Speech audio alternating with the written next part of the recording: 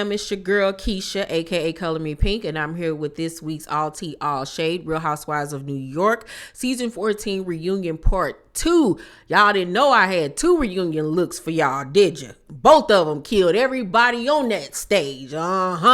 They ain't want it with me. They ain't want it with the queen, okay? Sorry I've been gone the last few days. You guys know I told you that I was having an epic Halloween party, which I did. And I did vlog for you guys. So that video will be up probably tomorrow. If not tomorrow, then Wednesday. But it will be up within the next few days. So be on the lookout for that. Now let's get into this reunion part 2. So in part 2 of the Real Housewives of New York reunion, it was pretty much more of the same that we got in part 1, which is why I felt like we could have just had one episode, honestly, because they really didn't have much to really go over, to be honest.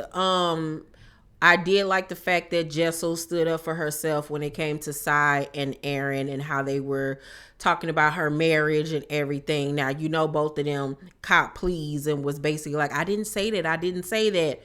And of course, the producers ran the footage back. They were both on the phone trying to imply that Pavic going over to Vietnam, he could get up into a lot of trouble within 24 hours, basically trying to insinuate that he could cheat while he was over there. I think one of them even said that he might have a whole family or something over there. So I hate when housewives get at the reunion, then want to act like they never said any of the things that we, the public, saw them say. Like, you cannot sit up here and act like you didn't say these things when we saw you. Do they be thinking we got amnesia or something that we forgot, or they could just be like hocus pocus alamagocious? Like, what? Like, absolutely no. But I was proud of Jessel for taking it there with them. I just wish that they would have really owned up to the things that they were saying, both Erin and Sai. Sai gave us more insight on her mom's passing, and she feels like it was her fault because her husband told her that her mom could no longer stay with them because she had got belligerently drunk in front of their children. So he made her leave, and literally a few months later, her mom passed away in the park alone. And it was one of her biggest fears. And she feels like she shouldn't have made her leave because here I have this beautiful home and my mom's out on the streets. So that has to, of course, weigh on her tremendously, you know. But she tried all that she could, you know, based off what she's told us. And I think that her mom knew that she loved her and, you know, tried to help her. It's just, it didn't work out the way that, you know, we would have hoped. But I get Sai, and I understand why Sai is such a tough cookie. But because I'm that way in a lot of ways where I guard my feelings, and I have been the strong person for the last, I don't know how many years in my family. I'm the one that's able to keep it together emotionally. So I get that, but she does have to learn how to soften in other areas. You know, how she talked about cutting people off as soon as they make her mad. Like, you just can't be like that with everybody. Like, I get it, but you have to learn how to show forgiveness and word of the week, empathy. Okay.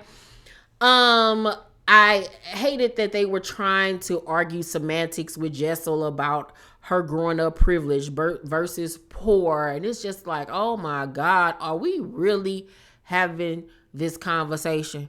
Because at the end of the day, she rich now. All of y'all, you know, got a lot going on. So does it really truly matter? Like, oh my word. Jenna just sat there, really didn't have much to say about nothing. You could tell she felt really uncomfortable. She has problems sticking up for herself. I hope this is her last season. She's just not, like I said, cut out to be a housewife. Really cute fashion wise. Maybe she could be a judge on Project Runway. But other than that, no, she does not need to be a housewife. And I honestly don't think that she'll come back next season. I really don't. And I wouldn't be mad if she didn't. Like I said on last week's review, I feel like they need to bring back two of the OG housewives. Whether it be Dorinda, Luann, Sonia, I said Leah, but it came out today that Leah has filed a suit against Bravo and Andy, so that won't be happening.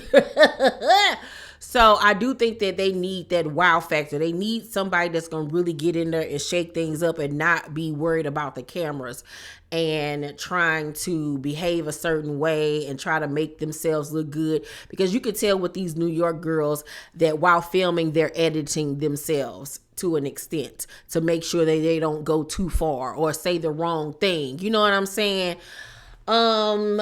I liked Brynn's section a lot. She needs to make a book. If somebody that knows Brynn, that watches my videos, or Brynn, if you do watch my videos, you need to try to get a book deal with Mimi Says or Mimi's Antidotes, because the things that your grandmother told you growing up are so funny to me.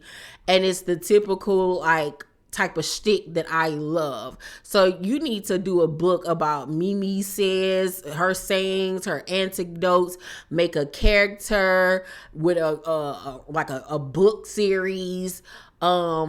Like kind of like the one of my favorite book series ever, White Girl Problems. Loved book 1 and 2, and I kind of love 3. But book 1 and 2, oh my God. She needs to make like her own White Girl Problems book based off a grandmother like Mimi. That would be absolutely hysterical, and I know it would fly off the shelves, okay? And lastly, what I want to discuss is Ubah's segment. I hated to see her and Brynn going at it, but it was quite good. Because did y'all make out that she said this? I'm from Somalia. I will backhand you right now. And I was like, Ubah, girl, stop being so abusive. Like, this is going to come back to bite you at some point. You got to stop saying that you like to hit people, girl.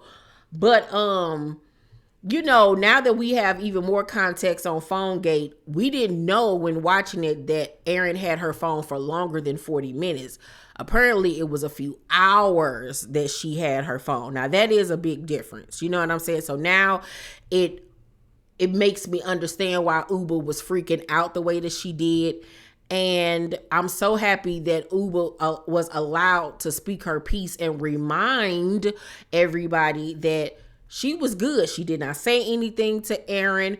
She did not confront Erin that day. She was trying to wait until she calmed down. And Erin was the one, in fact, that started with her when she came in the room talking about keep my name out your mouth. I don't want you saying my name, this, that, and the third. And I would have went off too, because who you talking to? Little girl, please. Who are you talking to?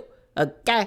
So I really love that we were able to get that behind the scenes tea on Ubah's situation. And I'm actually happy that, you know, she reminded them, like, I stood up for all of y'all in different situations, and she was not lying. And she was like, and none of y'all stood up for me. And none of y'all are standing up for me. You know what I'm saying? She also, Jenna brought up the fact about what Ubah said early on in the reunion about how some of the girls didn't want her on the show. And I was like, girl, you just not asking her that now? Like, what? You should have been asking her that right then and there. This is why Jenna doesn't fit in. So come to find out, it was Sai, Jessel, and Erin that they say they were just on some, we don't think she'll fit in type of time. But they low-key probably didn't want her on the show, child. Somebody that was going to outshine all of them. But no worries, because she didn't. Other than that, I really honestly didn't feel a need for a part 2. You know, it really wasn't necessary at all. Andy seemed like he was quite pleased with the outcome of these ladies' first season on New York. Like I said, if they get some OGs in their next season, or maybe 2 new women that are uninhibited, that's gonna get in your face, that's gonna rile it up. We need some more drama. We need some more funny moments. We need a wild card housewife. I feel like if they do that, sky's the limit. Overall, I'm gonna give part 2 of the reunion a C-. It was cute, you know. Overall, I'm gonna give the entire season of Real Housewives of New York season 14. Overall, I'm gonna give it a C+. it started off really strong for me, and then it kind of like did a nosedive a little bit.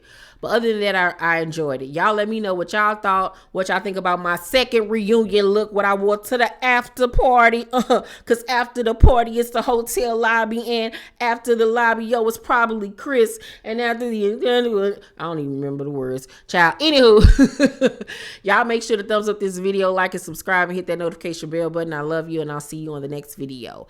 Bye.